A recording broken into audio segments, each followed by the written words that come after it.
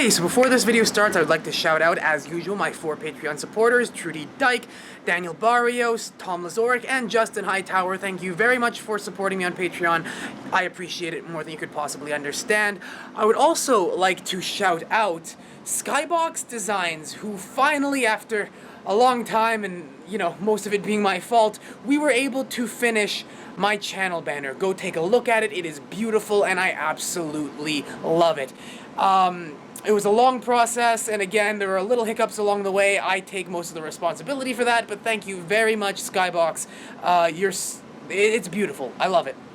It is perfect, and if you would like to check him out, he will be linked in my description, so, along with all the different ways you can support me, as well as the channel of Brandan Gage, the person who I am collabing with today, because I would also like to shout him out, because he's the one who took care of pretty much everything in terms of this collab.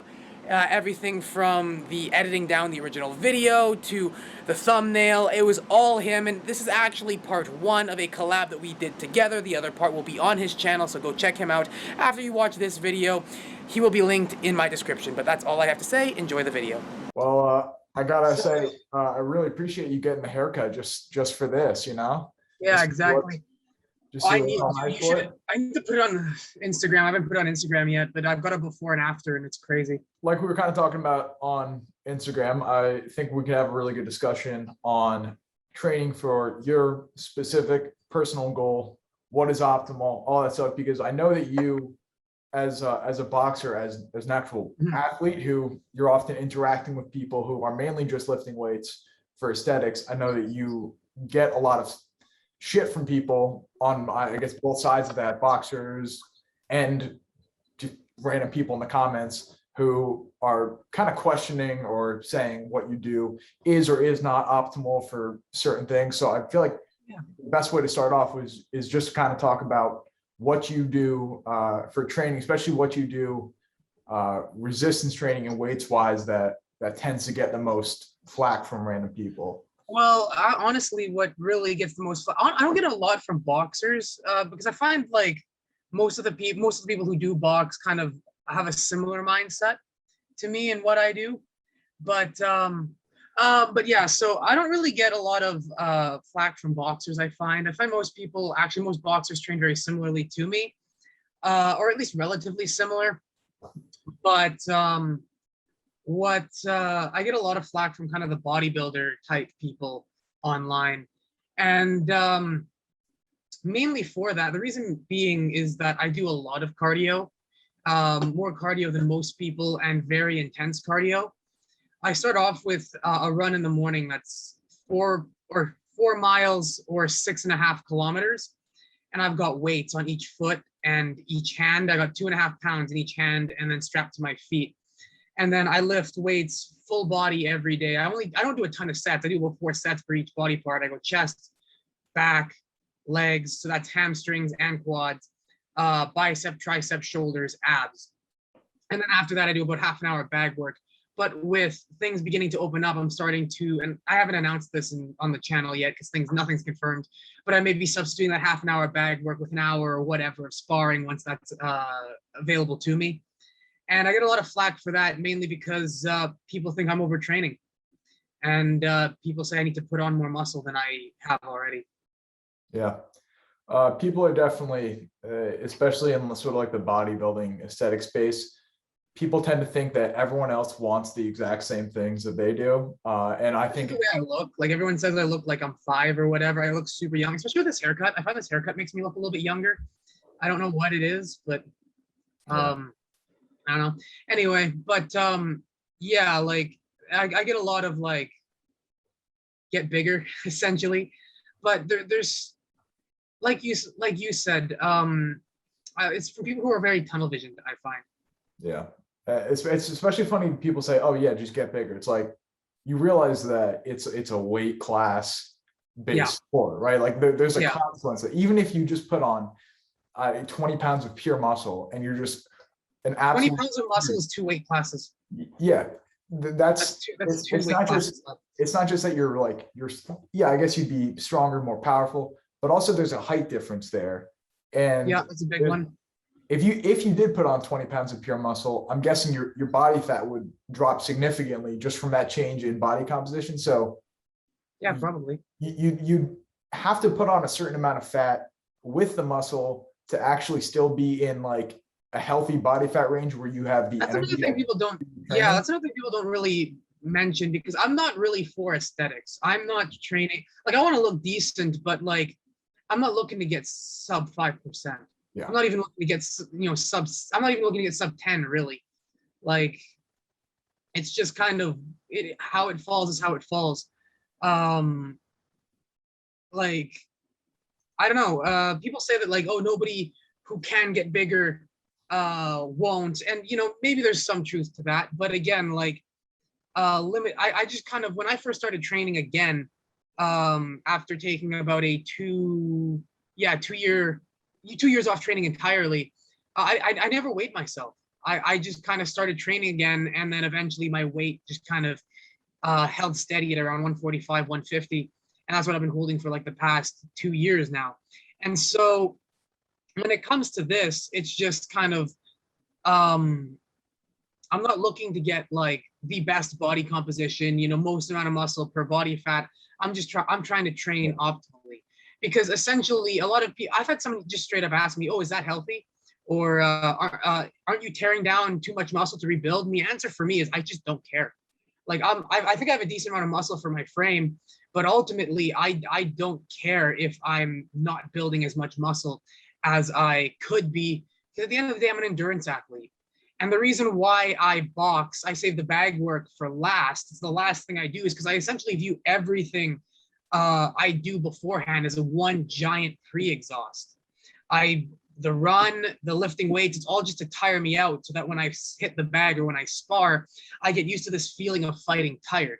Because that's a lot of things, and this is something that is going to be completely lost probably on the powerlifting crowd, but the mentality is completely different. I was talking to someone who was training for powerlifting, and this person said that, like, in order to prep for a 1 rep max, they take like a full week to recover and make sure that they've got all their energy. But in fighting, in boxing, the way I was brought up, it's the exact opposite mentality. Nobody cares what you can do when you're fresh. None of that fucking matters. Anyone can fight good. Anyone can be a good fighter when they're fresh. It's what you can do when you're tired, when your legs feel like they're filled with lead, when you can barely keep your hands up, when you're breathing heavy. Each step hurts. When you're asked what more can you give when you already believe you've given everything you have, that is the difference between a contender and a champion. That's what separates the two, because the champion will always give more. It's not like, a lot of times, sure, there's these big knockout punches, but sometimes at the end of the day, it's the person who's willing to go one step further, throw one more punch, get up 1 second faster, one more time. And it's this feeling of, I want to know what it's like to be exhausted to the point where I can barely lift my arms, because I'm going to get there at some point.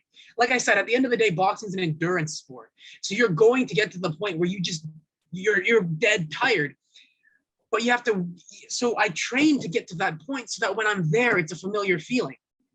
Yeah. But people who, like bodybuilders, powerlifters, that's not their goal, right? So for me, even if I get a really bad night's sleep and I'm not moving as much weight as I normally would, right? Like, let's say I usually train. That's another thing when I talk about weight training, we'll get into that specifically, but I train very differently from a bodybuilding split. But let's say instead of normally getting 8 reps, I only get 6, and then I fail on the 7th, or I don't do the 7th because I know if I go down, I'm not getting the bar. I'm not getting the weight back up. I don't feel like getting pinned under the bar. That's still fine for me, because it's still a matter of training exhausted. It's mental training as much as it is physical. And when we talk about the actual split that I'm doing, full body, every day, 6 days a week, with only, again, like 4 sets per body part. The reason why I train that way, and I train a way higher rep than most, like I train anywhere from 8 to 15 reps. I rarely go down to like 4 or 5 reps. I hardly ever do a 1 rep max, because it's just not worth it. It's not worth pulling out my back or tearing a bicep or a pec or whatever for a number I don't care about. Sure, I'll do an occasional 1 rep max once or twice a year just to see where I'm at, but it's just not worth it. But it's also about, again, this whole mental training and familiarization. because I train like I'm boxing. Because if let's just say bench, right? If I go for a max set of bench on Sunday, my rest day is usually Saturday. If I go for a max set of bench on Sunday, I'm still benching Monday, Tuesday, Wednesday, Thursday, Friday, right? It's the same thing in a boxing match. If you can go all out in round one, you can try to knock the dude out. But if you fail, if you're an amateur, you still got 2 rounds left. And if you're a pro in a title fight, you still got 11. So it teaches you not only how to pace yourself, but also how to mitigate and deal with extreme exhaustion if you do decide one day, okay, well, I'm going all out at the start. Looks like he survived that round. I've still got to keep fighting. So that's my mentality when I go to train. I've had people ask me like, is that healthy? And honestly, the answer is probably no. I mean, like, you can't see because look at my hands, look at my knuckles. They're white as hell. Not only that, but look at the size of them. If I can, here, hold on. If you look at them, they're a different color from the rest of my hand. Jesus. And they're way bigger. This is how my hand naturally falls now. If I try to straighten it as much as it can go, this is what I get. This is as far back as I can make them. I'm obviously not like that. Yeah. And so it's like, why? Because I started Iron Fist training at the age of 5. And so it's like, is it healthy? No, but is any sport at the top level healthy? I don't know, right? And even if it is, even if like these are just natural adaptations, we'll say, to what we're doing, because again, like, tennis elbow and, shin splints and whatever, deadlifting scars and all that. If we just say that's just a natural part of moving, you're going to get wear and tear. There's also the mental aspect of it, which is often not talked about. But the stuff that I've sacrificed over the course of my life to get where I'm at isn't what I would dub healthy. Yeah. But again, we can get into that later. Right now, we're talking pure physical training. Yeah, and I like that. I like that you're talking about how you're training for mental toughness more so than the physical. You're lifting weights not for the physical adaptations of lifting weights, because your goal isn't to just put on as much muscle as possible. Exactly. And I mean, you do need like a little bit of like boxing in like, but again, like I consider myself more of a mixed martial artist. It's just that like I did Muay Thai and Judo for 5 years before I went into straight Olympic style boxing. Judo was never really my forte. I really loved striking. The reason why I switched to boxing Olympic style as opposed to something like karate or whatever is because I wanted to compete, and you can't compete. Karate's a joke, like point fighting's a joke. And I wanted to fight continuous. So there's no such thing as amateur Muay Thai, and you can't turn pro at the age of 10. So I switched over to Olympic style boxing. That's kind of what I've been doing ever since. I also have a lineage of boxers in my family, but combat athletes, boxers, whatever, are the best athletes in the world when it comes to all around physical fitness, because you need a little bit of everything. Like you do need the muscle and the strength for power and to be able to take hits, to condition your body to actually get hit. But you also need long distance endurance, especially if you're doing a 10-round or 12-round title fight. But I mean, again, depending on what level you're at in the pros, there are 6-round fights, there are 3-round fights. But again, it's still long distance stuff. You need hit cardio and be able to sprint, because that's what rounds are. They're just quick bursts of energy followed by small breaks. And even if we take it in terms of round per round, 3 minutes on, 1 minute off is interval training. So you have moderate intensity interval training, high intensity interval training, long distance endurance. You need it all. One of the things I do even after my run is, again, 6.5 kilometers, or you're in the States, so 4 miles, 4 miles. After that, for the last 100 meters, about a city block, I sprint for a city block. And then as soon as I'm done, I give myself a minute to get my breathing and heart rate back down to resting. I did one of those pulse tests. My resting heart rate is in the low 60s. I'm at like 62, 63 beats per minute. And again, it's like, if you look at a bodybuilder, especially, sure, they got more muscle mass than me, but again, let's look at their heart rate, right? I would actually assume your resting heart rate's probably even lower than that. Did you just use your finger? Yeah, I just went, yeah. I feel like when I did boxing, and I've talked to you sort of about my limited experience with boxing. I mean, I got mine down to, mine was in like the mid 40s. And I assume you're in better shape now than I ever was able to get to. So I feel like if you had like one of the machines to read it, you'd be like, it would think you're Probably, yeah. I just did this, or I think the pulse. Yeah. You check your pulse, whatever. You probably would be in the dead I didn't even bottom. do the full minute. It was like you take whatever you get for 15 seconds, multiply it by 4.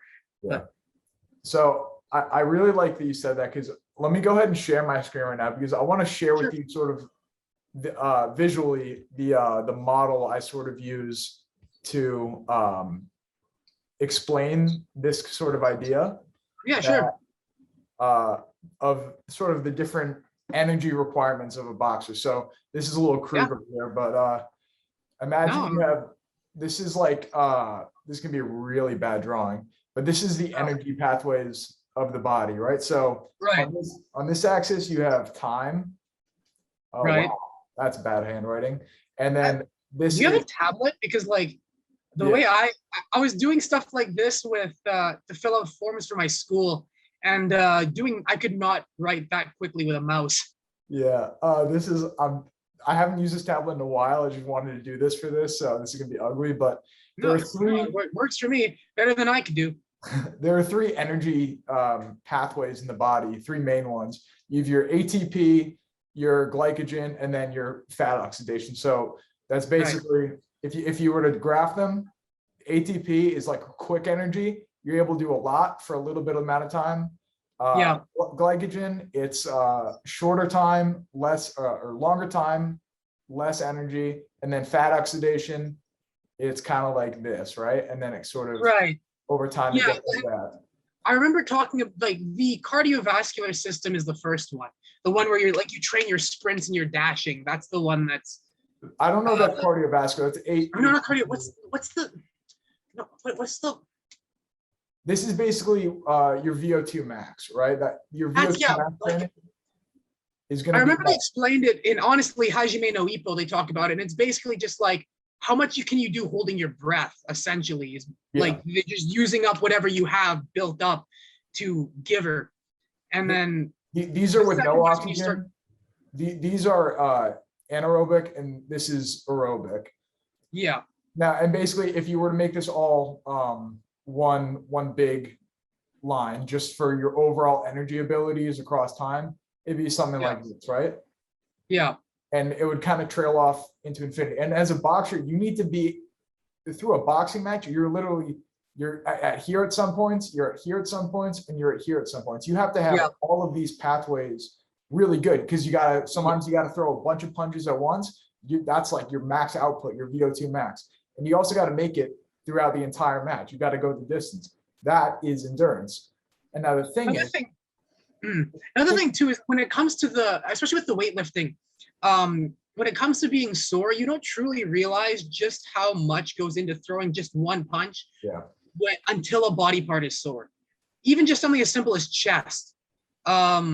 I remember I had a really sore chest, and it was just throwing a punch was like, wow, I really feel it in the chest. And normally it's usually more back,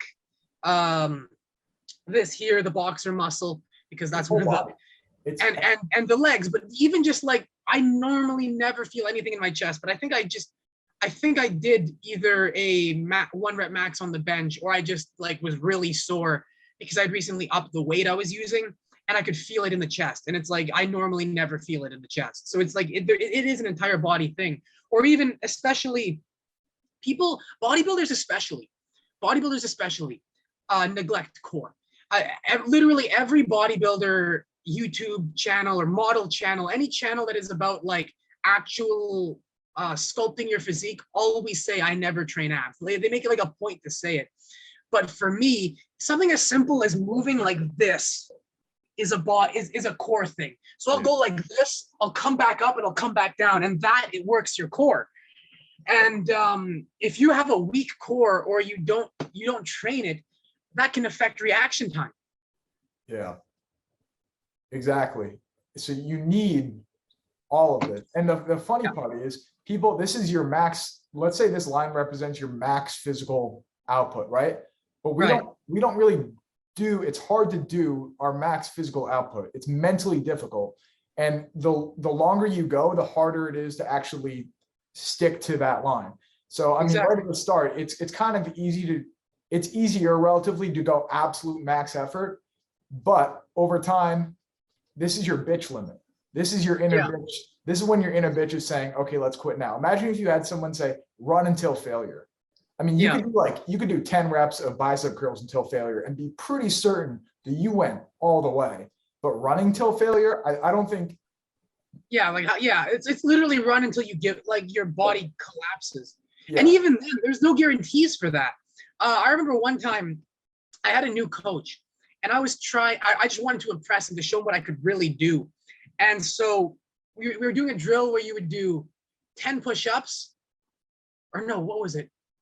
No, it wasn't 10. It was like something like 25 to 30. So we'll just say 25. 25 push-ups, get up, sprint to the end of a gym, sprint back down, another 25. And we would be doing that for timed intervals. So let's just say a minute. We'll do that for a minute, rest 30 seconds. Do that for a minute, rest 30 seconds. I got to the point where I collapsed. Like I was doing push-ups and I just kind of fell over. And he's like, okay, now go to your knees and continue on. I was like, no, I can keep going. And I got back up and I kept doing normal push-ups. So even when you collapse, there's no set real limit of stuff like that. Because at that point, I know the whole bicep curl thing, but at some point, even people, even someone like Greg would say that like, if you're doing light enough weight for higher enough reps, it stops being resistance training and becomes muscular endurance. And that's what that was at that point. It wasn't push-ups to build muscle. It was push-ups for muscular endurance. I mean, I would say even at that point, you were so far beyond failure at that point that you're not even training muscular endurance at that point anymore. You're just training that little dotted line I drew of the inner bitch limit. You're just getting yourself more comfortable with being uncomfortable. So at that point, when you're doing these just like triple drop sets of like body weight stuff and just pushing your engine to like the absolute max, you're pushing yourself beyond the point where you're going to be able to really fully adapt to that. But it's about it's all the mental, it's in the mental aspect of delaying that moment where you want to quit. The further you can push yourself, the easier it is to go there. So when you're in the final round, you're like, I've been here before. Exactly. I'm not wanting to quit. And even in terms of adaptation, like I remember 1 year ago, and it took me a year to get to this point, but I started off trying to do the weighted running and I couldn't do it. It was just too hard. I had my back, my biceps, and my shoulders were just too sore. I couldn't run with them. And then over the winter, as I started training, I stopped running with shoes and started running with boots because here in Canada, I get snow that falls up to my knees. So when you plow it, I've got literally snowbanks that are taller than me. And so when you're running through unplowed snow that goes up to your thighs, right, you can't wear running shoes. So I started wearing boots, and my winter boots weighed about 2 pounds each. So after winter was over, I was like, well, I've already made things more difficult, may as well keep up with it. So I went out and bought a pair of 2.5 pound weights because I think that's those were the ones that were on sale, or those were the ones that were there. And I'm like, okay, cool. So another 0.5 pound, great. And then that got easier. And then when that got easier, I'm like, okay, well, I'm time to add back in the fist weights. And now I'm running with 10 extra pounds on me, when before I couldn't even handle 5 in each, or 2.5 in each hand. And not only that, but now I am reaching the exact same times. So I run around 6.5 kilometers, 4 miles in about half an hour or under, like, 28, 29 minutes, 31, 32, depends on how good I feel that day, right? But those were the times that I had without the weights a year ago. And now with the weights on each limb, I am reaching those same times. And again, the 28's a little bit kind of pushing. It's usually probably 29 to 32. I think the fastest I ever ran without the weights was like a 27 something. 27, 28, I think, off the top of my head. But yeah, but like in terms of adaptation, it's this, I am now running just as fast with 2.5 pounds on each limb as I was when I didn't have anything. So, which again, not only just trains mental and physical, but it also, there's that added bonus of the speed I'm going to have when I take those weights away. Yeah. How light I feel, how quick I'm able to accelerate and everything. So yeah, in that case, you did both there. You not only made yourself mentally tougher by just pushing yourself, but also you did have that physical adaptation. You did get into better cardiovascular, and I'm assuming if there's weights on your wrist and your ankles, that does improve your muscular endurance as well. So having that actual physiological improvement, that also then helps your mental toughness, because if you're in better shape, that delays the time until that inner bitch starts kicking in, right? Like, and someone who runs a marathon can run 1 mile and it feels like nothing to them. Like they don't have to, there's no willpower involved. There's no, they don't sense any pain that they have to like push down mentally just because they're in that good of a shape. But if you have someone like me, who I haven't run in a while, a couple miles into a run, I'm going to be like, I want to quit now. Yeah. And that's the thing. Like, that not only that, when we talk about the mental thing too, is it also shows how much the perseverance can pay off. Like I started off unable to do it, and now I'm just as fast as I was without the weights, which encourages you to keep going. And like, I when it comes to training mental toughness, I prefer to run outside. I like feeling like I'm going somewhere. I don't like being on the treadmill. I don't like watching numbers. Some people do, I don't. But it becomes really difficult, especially here, because here where I live, it's livable like 2 months out of the year. We go from minus 54 Fahrenheit and freezing cold. I'm talking like 40-mile-an-hour winds, freezing cold at minus 54 degrees Fahrenheit. Like our homeless freeze to death. The frostbite is a very real thing to worry about where we live in the wintertime. But in the summertime, it gets up to 122 degrees Fahrenheit and humid. It's like running in a sauna. I literally, like, it's so hot out, and it's like the air is thick. You can like, it almost feels like you're running through, again, like a sauna, like a thick liquid almost. Like the air is just palpable. And I run outside still because I enjoy that, because that is the mental toughness aspect of it. Like if I can survive, if I can do this, imagine what I can do. Feeling good, and that's part of it. It's like extreme. It's like people who train in extreme temperatures for both extreme altitude, for both the adaptation of like the lung adaptation, which helps them when they're at lower altitudes, but also just the mental thing, because it's just like it's pushing through. Marvin Hagler, he died last year. Rest in peace. He was one of the greatest boxers to ever live, one of the 4 kings of boxing, and one of, if not the greatest switch hitter to have ever lived. I believe it was him who said that it's very difficult, because he believed in that old school style of training, that suffer to achieve style of training. And I believe it was him who said it's very difficult to get out of bed and run every day when you're lying in silk sheets. Yeah. So it's like he ran every day in steel-toed boots because he hated running, because it was just one of those things where it's like, I have to do this. And it's the same thing with me. I don't see this, because I've had people talk to me of like, how do you do it? What keeps you disciplined? And it's this idea that for me, it's not a matter of want, it's a matter of need. And I've had people say, oh, well, I understand that. Like, I don't understand how people don't have this mental need to go to the gym and train. And I'm like, it's not even a mental need. It's a literal, I have to, because I am training to hurt somebody, and somebody is training to hurt me. And so when I think of that, it's like there is always someone out there who is training harder than you. I think about that every day I train, every day I work, is that everything that I am unwilling to do or unable to do, there is someone out there who is not only doing it, but doing it with ease. And the question is, what happens when I step into the ring with that guy? And so you have to be the hardest worker in the room. You have to outwork those who are outworking you. I have to scare the boogeyman, because if I don't, I'm going to get killed. And so when I talked about running in a sauna, I remember it was 1 year ago. It was around the time where I started adding the weights for the first time, and I stopped because I couldn't handle it. But I was running through the sauna, and it was midday, sun, like, high noon. And my run had no shade.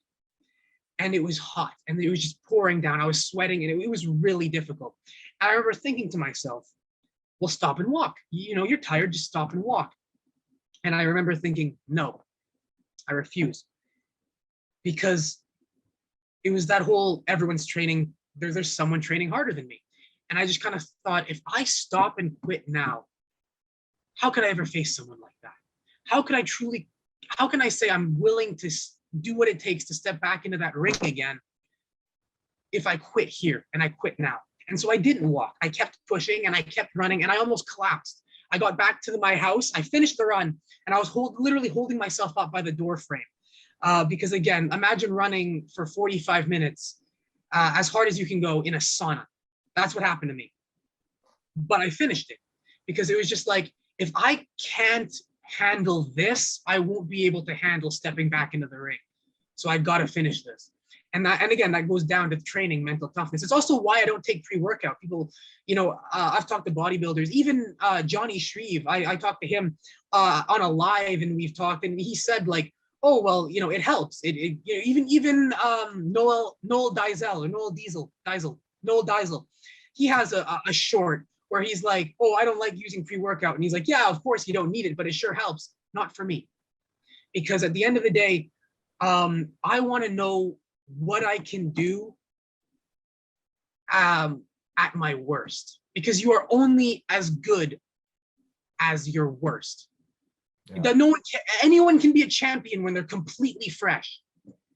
What can you do when your back is against the wall, you have nothing, and you can barely lift your arms? Can you get up? Can you get up off the ground when you want to close your eyes and just let it be over? Can you take another step when you can? My third fight, and I have a shit record because I've been in more fixed fights than I can count, but I had a 3-fight win streak. And my third fight, I remember it. It was the third round, and I'd been basically just pressuring the entire fight. 9 minutes. Think sprinting. Everything you have for 9 straight minutes. And I remember I had my opponent on the ropes. He had his back to the ropes, and I was standing in front of him. And we were both standing there like this. Like these were where my hands were. These were where his hands were. We were watching each other, and we were both just doing this. And it's just, I won that fight, one, because I was the aggressor, but also because in that moment, I forced myself to keep going, keep punching, throw. Can you move? Are you standing? Yes, more. Because at the end of the day, that's the mentality you have to have.